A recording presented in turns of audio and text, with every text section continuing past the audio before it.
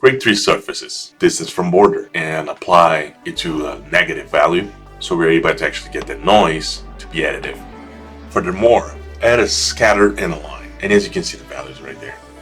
From there, add a VDB from polygons from a convex hole. Let's scatter some points.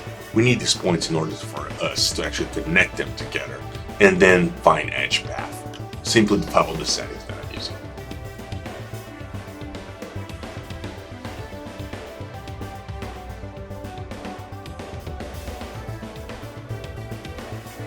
Resample, and then transfer the group from there where you had to now. Fuse it in order for us to have some non-breakable edges.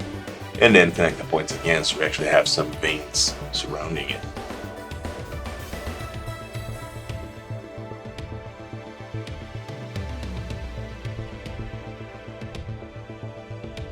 And then we resample again and add a point jitter in order for us to have some more edges surrounding each other. Let's delete the unnecessary points. Let's add a vellum string and then the solver itself.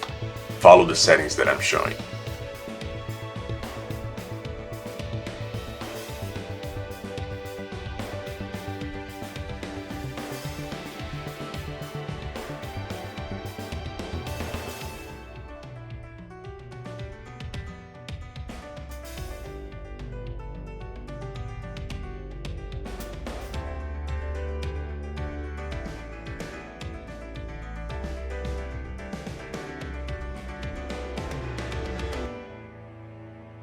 At the end, we're going to need a scattering with a lot of points.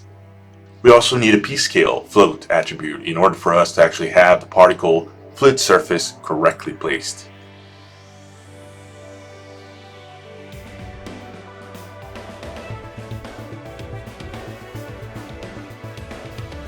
Right at finishing this, we merge the surfaces and together with the goo itself, and now you have the results.